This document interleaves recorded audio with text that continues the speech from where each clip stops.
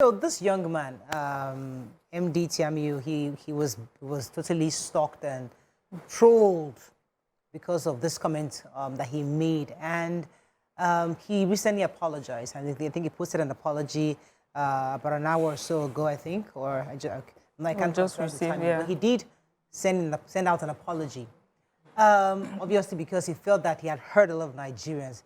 But the question is, did he hurt Nigerians? Is it what he said that informed the policy, or the policy was already underway before he said what he said? I mean, why are we making it look as if he is the one at fault?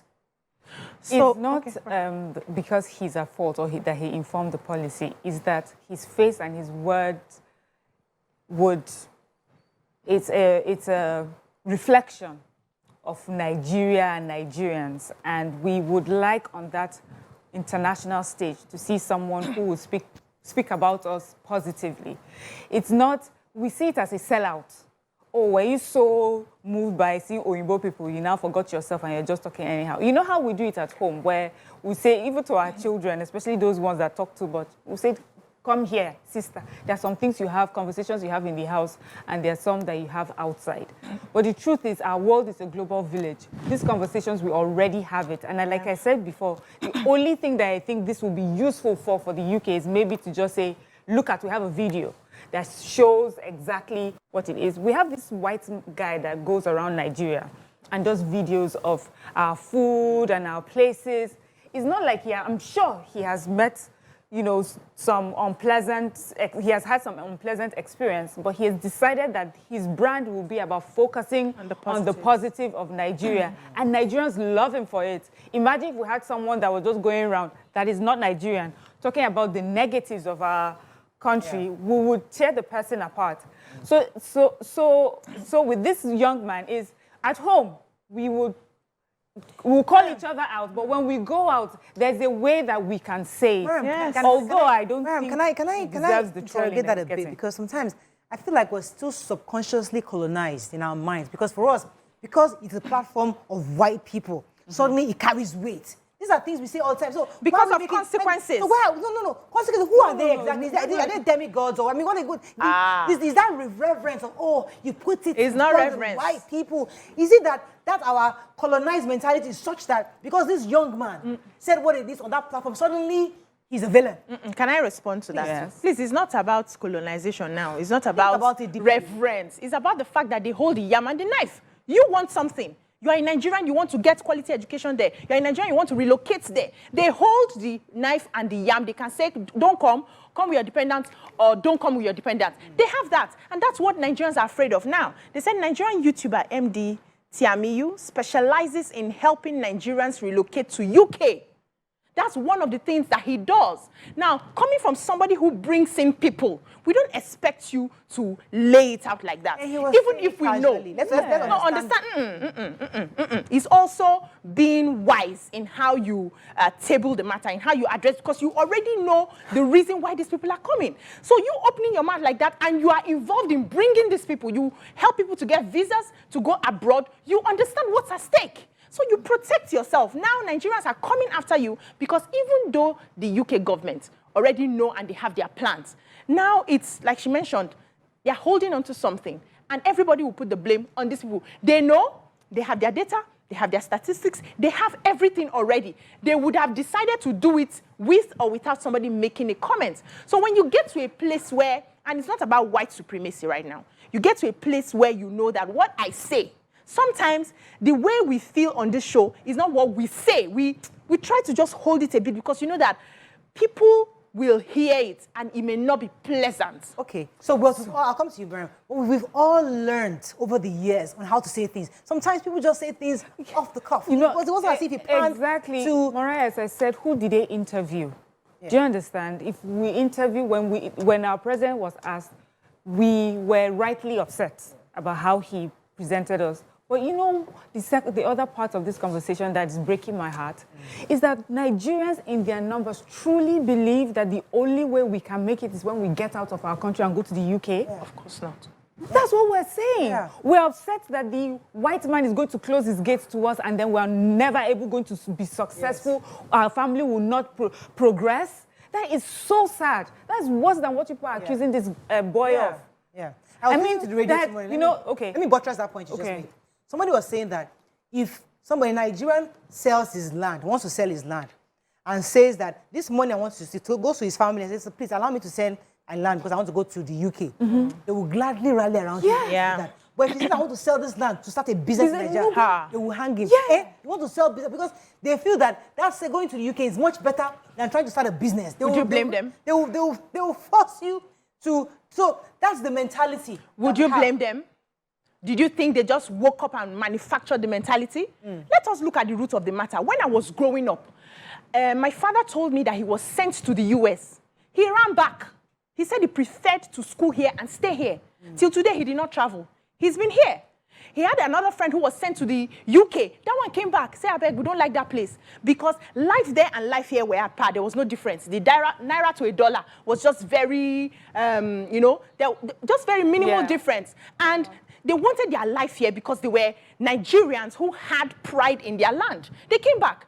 Why do you think people are now opting to go abroad? You know why I disagree with you in that place? Because even during your father's time, there were people that were still Japaing.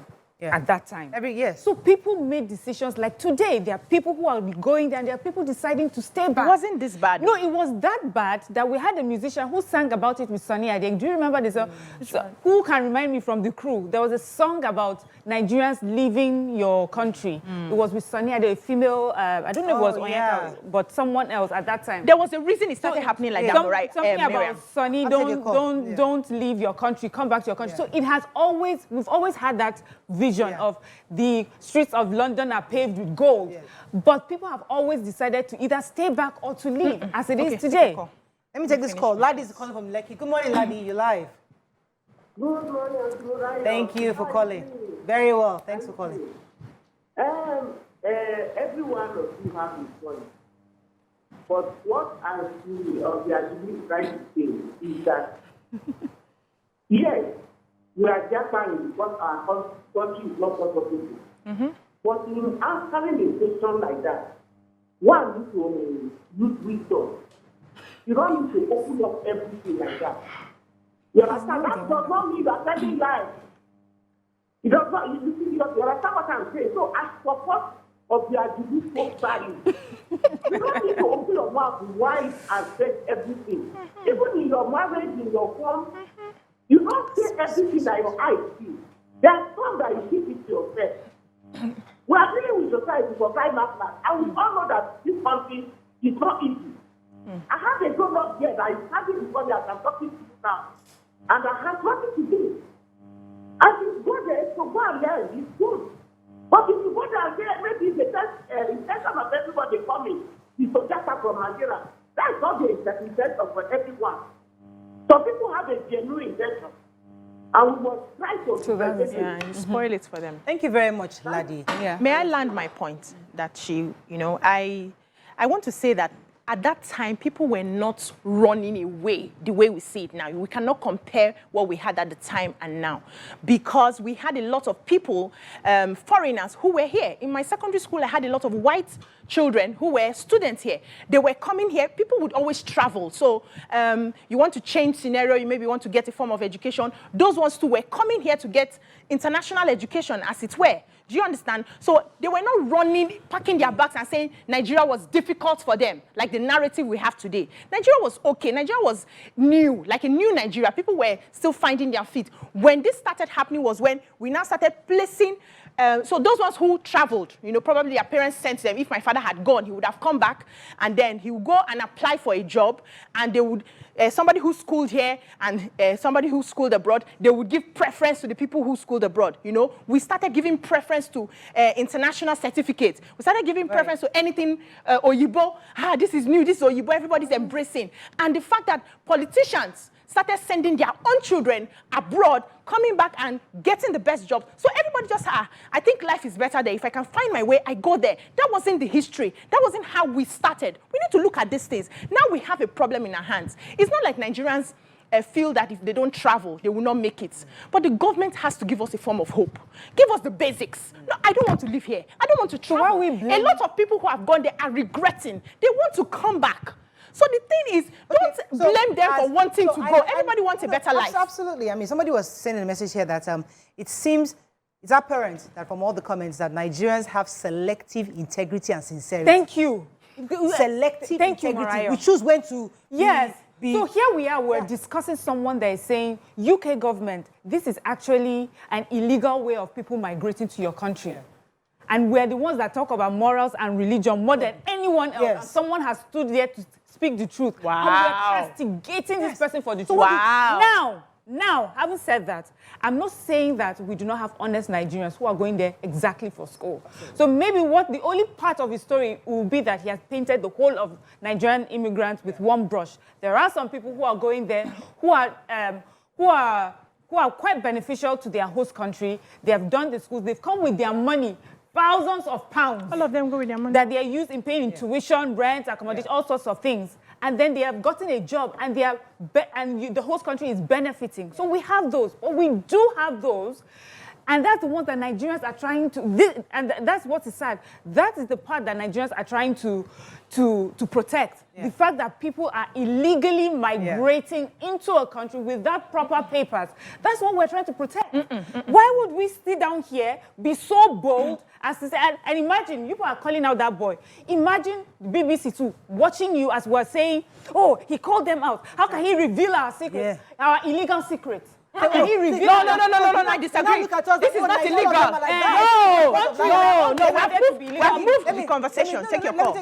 Take your call. She moved the conversation. Imagine that host watching us. Take your call now. Yes, look at them. Look at them. They are all there. Sweetheart, take your call. Let me take this call from, I think it's Ladi, I believe. Oh, Fumi. Good morning, Fumi. You there? Are you live? Good morning. Good morning. Go ahead, please. Good morning. I'm from Nigeria. Please, this is a different issue. It's not that issue. If the whole is good, nobody is interested in Japan. Look at our leaders. What is happening? Their own children go overseas to school. And when they come back, you have juicy jobs waiting for them. You have our own graduates here, drive school of Kada. You have Maruwa. You know, of standard jobs. Are you encouraging us? My sisters, your case is not funny. Out of a year, maybe they have 3 months of good weather. That is adaptable to it. We stop here. We don't have to stay here. I am praying for good government. When this country is, if this country is good, or when it is good by God's will, you will see that people will come back. If Naira, if this sounds like some years ago, Naira was like 50 kobo. If Naira is working in tandem with the past, this is not about people coming back to Nigeria. Let's discuss the issue. Let's talk to our people. Let the home convenient to us. Let us enjoy our. Thank you very much, Fumi. So, as I said, on this table, we have discussed these issues over and over again. In fact, that's what I think it was recently saying, that one of the things that, that you're not happy with what Nigerians, the way they make it look as if we don't actually say the truth. We say exactly what happened. So we know the issues. But the issue now, aside from that issue, the fact that we are also taking advantage of a policy which a country is saying, I have 10 million, according to the guy, 10 million immigrants have come in since 2000 already. In addition, and they're saying that we can't afford it. So, and then a young boy now was talking, and people make mistakes all the time. You just say it. Maybe he would have thought about it properly. But that moment, he was speaking the truth, which we all know. Why are we not blaming him? I've just spoken it with wisdom. That's just what we're saying. What does wisdom mean? Wait. Does wisdom mean lying? Before I forget my first point, I feel like we have moved the conversation away from what we're dealing with. Okay. The UK government did not come out to say they want to stop illegal migration. Yeah. There was nothing like that.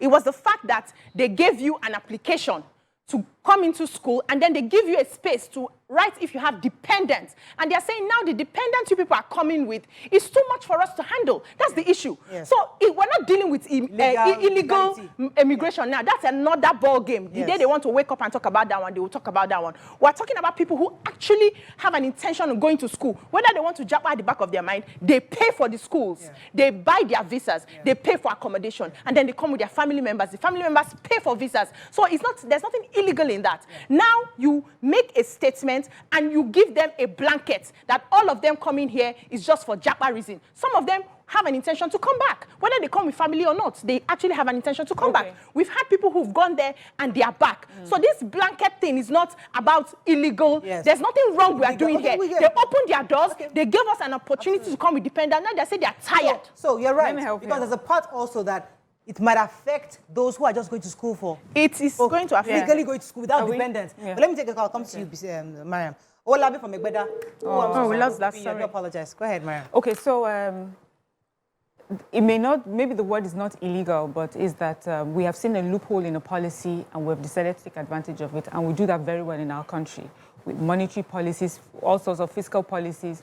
Nigerians, we see a loophole and we use and we take advantage of it. So this country, in order to encourage people to come to their country for an education, they're saying, okay, come with your family. It will even help you settle in mentally, socially. At least you're surrounded by your dependents. You're not in school still struggling and wondering how your dependents are doing abroad. But what we have done, so maybe I will not call it illegal, but it may be immoral, is that what we have done is that we know that is not about the education, but it's about leaving my country and migrating to their country. And what are the ways in which I can do that? Oh, there's this student visa. There's a loophole that says I can bring my dependents. What can we do? Let's put this money together and go to that school. However I do it, however I finish, it does not matter. Is that I'm bringing my family in. Now, having said that, I'm still not talking about those who go to school legitimately for school. After all, some of these people go to school and come back. In fact, their dependents don't go with them. But we have a system, and that's what that boy was saying. We have a system. Their intent, they are not using the student visa for education. Right. They're using the student visa to migrate. Right. You may not call it illegal, but it is so bothersome to the UK government that they notice that there's just such a sharp rise in the number of people who have been coming into their country in a short time since that policy was put in place. Okay, so there must be something wrong with this policy. What is happening? And someone explained it to them. So whether we like it or not, we're here defending and asking someone not to have spoken the truth, knowing that Nigerians have been taking undue advantage of the policy they shouldn't have taken the way they have taken it. Let me take this call from Olabi. You're there. You're live. Hello, good morning. Good morning. Go ahead, please. Thanks for calling. Yeah, I'm on business side this morning. Thank you. And Nigerians are over. I'll raise I have to be. especially. This happened to my uncle. This man has sent like Volume. to Colonial University. After graduating, they are after graduating, they are offering them 25,000 naira job and even chamber. The man owned a school. They retired bankers. The man told that even when I'm working with the Continental Bank as a branch manager, I'm receiving 500,000. And I went to public school. Not Nigerians that I came with millions of people with loans, this and that, they are all said the 5,000. Man, I said, don't worry. I have a school I'm running.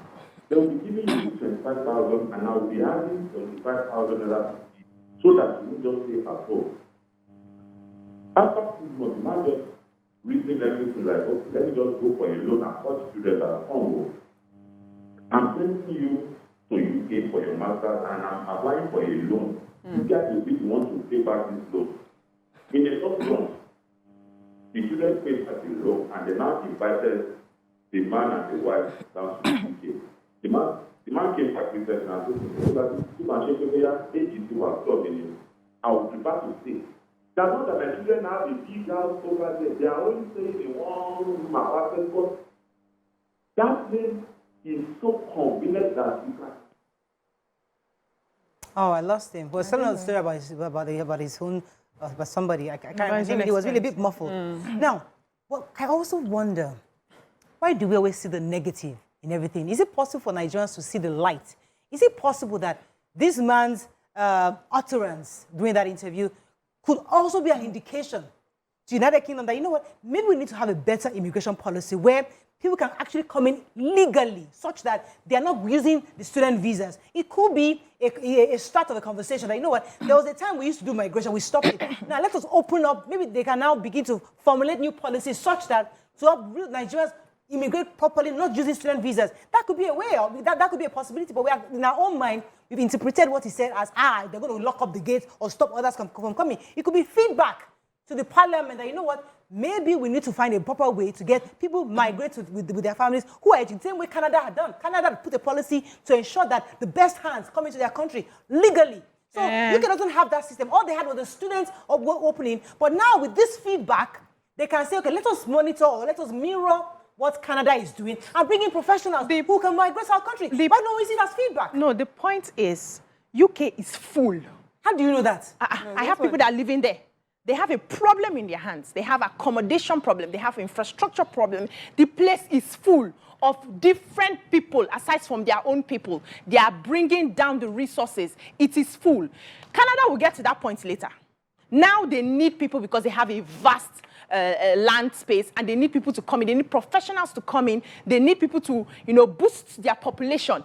After they get to their brim, they will put a stop to this, and they will come up with 1 or 2 reasons, why they need to do that. The fact is, the UK can have access to this fact, right? But Nigeria is not the only country that was called in this. I've not heard them interviewing an Indian. I've not heard them interviewing, I think, one other country. No, wait now. Wait, and I think when they interview those people, even though we are doing the same thing with Nigerians, they will not speak like this. No. There's what they call patriotism. You can speak it. Patriotic? Wait now. You can allow me land my point. Do you know the meaning of the word? Should we start with patriotism? Me, I do. I know the meaning. We Nigerians are not patriotic. Who's fooling who? Wait. Because we have one scapegoat now, we're now deciding on him. We nobody. Yes. Most of us are not patriotic. Here, right? But when you go there, please be patriotic.